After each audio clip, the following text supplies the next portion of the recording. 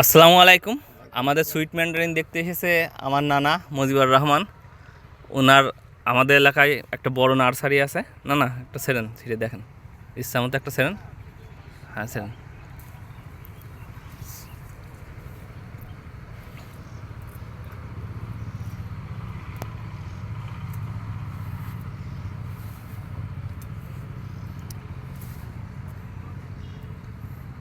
হাজি মজিবুর রহমান,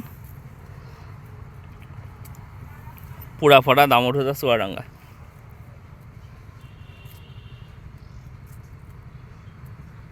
এক কমুখে দিয়ে দেখেন কীরকম অবস্থা আগে।